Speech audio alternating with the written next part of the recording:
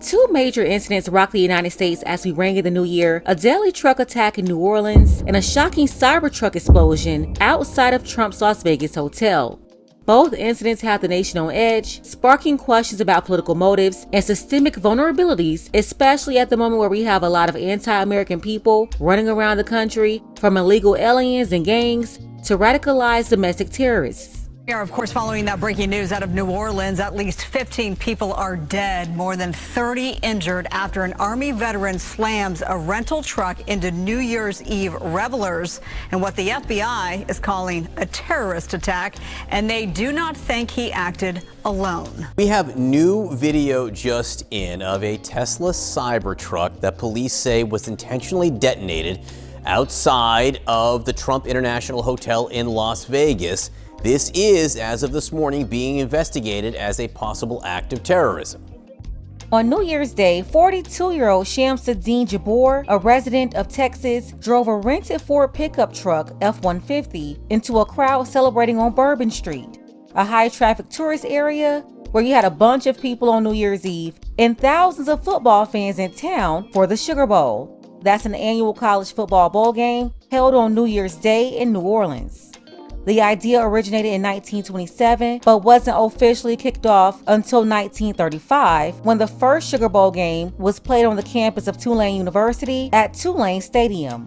Tulane was the home of the Sugar Bowl for 40 years, before it was moved to the New Orleans Superdome in 1975. That's where they've played the game ever since, except for 2006, when New Orleans was still recovering from Katrina. That one year, the bowl was moved to the Georgia Dome in Atlanta. This most recent bowl game, scheduled for January 1st, 2025, marked 90 years of the Sugar Bowl and 50 years since they hosted the game at the Superdome. So yeah, you had a lot of people in town for this game to see Notre Dame and the Georgia Bulldogs go at it.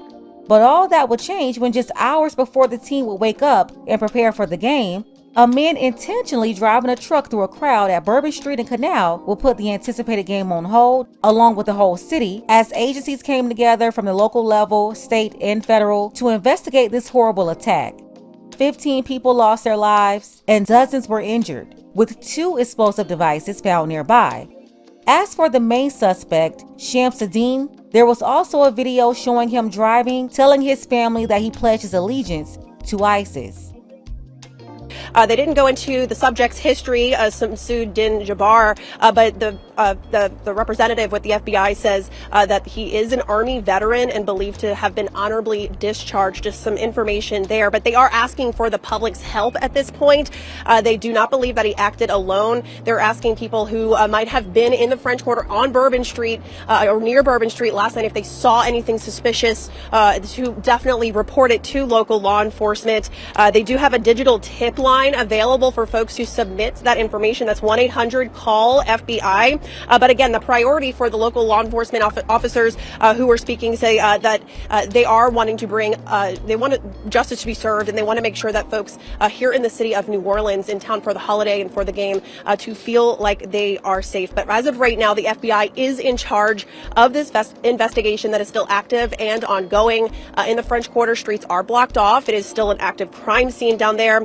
15 people are confirmed dead and dozens of others injured after a driver plowed into a busy New Orleans street. We're also learning more about the suspect's ties to Georgia. The FBI is investigating the crash as a terror attack.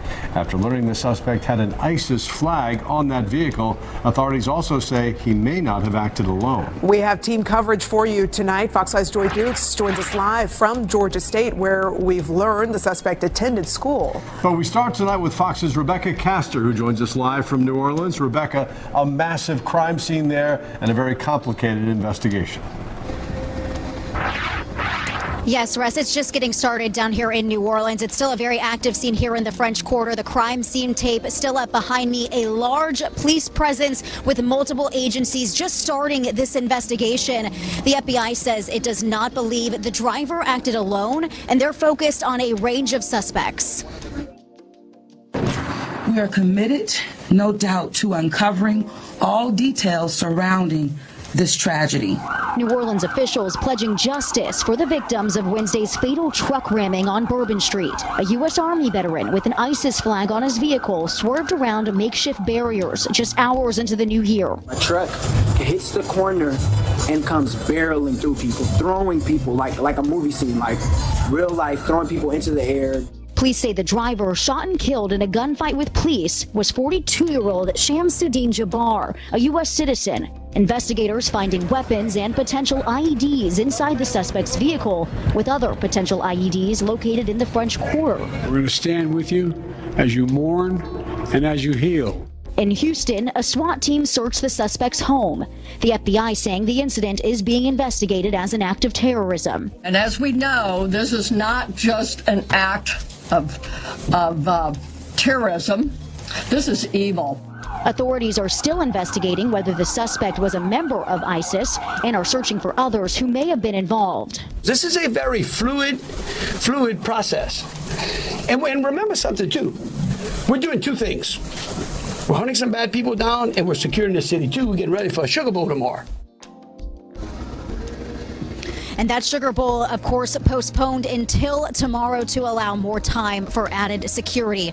Houston authorities and federal agents have been investigating an area on the city's north side in connection with the deadly attack in New Orleans. FBI Houston and the Harris County Sheriff's Office say that the agencies were conducting a court-authorized search near the intersection of Hugh Road and Crescent Peak Drive. This morning, we have team coverage. We'll check in with our Gage Goulding again at 6:30 in New Orleans. But first, let's go to Brittany Jeffers, who's live where that suspect lived here in Houston. Brittany, good morning. What can you tell us? Good morning to you, ladies. And you referenced that intersection at Crescent Peak Road and Hugh Road, and that is where we are right now. You look behind me and you can see there are two vehicles. This is with the Harris County Sheriff's Office blocking the road. And if you look down the street, we can see several different vehicles, law enforcement lights shining in the street out there. Now, as we know, our crews have been here since yesterday watching as this investigation is taking place. People who live in this neighborhood, however, say that this tragedy in New Orleans hitting very close to home. I was just, hanging at home with my daughters and then kind of heard helicopters. Really just caught us by surprise, to be honest, because I saw it pop up on my Instagram feed where there's an accident that happened in New Orleans. I think that just goes to show that there's anything that can happen in the world. So I want to show you this video. This is from the investigation scene overnight where you can see several different agencies and barricades set up around the neighborhood. The FBI assisted by Harris County SWAT, HPD, and DHS. Again, all near this residence that investigators say the suspect at one point called home. Now, yesterday, I referenced our crews watched. This was during our 5 and 6 o'clock newscast as law enforcement evacuated children from an area near that house on Crescent Peak Drive. Not long after that, our drone captured exclusive video of a man exiting that address with his hands up, and SWAT officers had their guns drawn. We don't yet know if the children or this man have any connection to the suspect, however. Now, the FBI put out a statement several hours ago on social media referencing this investigation and stating that at this point, no arrests have been made. They also referenced the fact that they would be out here for several hours, but as far as a specific timeline, we don't know how long this could take. But of course, because the FBI is involved, this could potentially be quite a long time.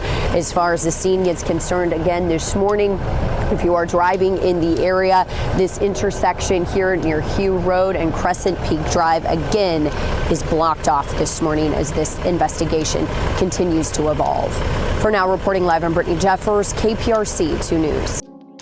Investigators are looking at both terrorist attacks in New Orleans, along with the other attack in Las Vegas, checking to see if they're linked in any way. Both incidents happened hours from each other, and the suspects used the same app to rent the trucks. In this case, the suspect rented a pickup truck from the Turo app, picked up the truck in Houston, and drove it to New Orleans. And in the other case, the suspect also went to Turo to rent a cyber truck. He picked up that truck in Colorado and drove it to Vegas, where he carried out his attack in front of the Trump Hotel. This is just really sad. sending prayers to everyone in New Orleans, every local, and every tourist impacted by this, as well as Las Vegas. Special thank you to everyone supporting the channel. Much love to Adrian, Creed, and Samuel. If you want to show your support for the channel too, you have to use PayPal for now. The link is below. Ladies, fellas, want a balanced analysis, want the truth from a woman's perspective? Then you're going to want to subscribe to this channel and don't forget to like and share.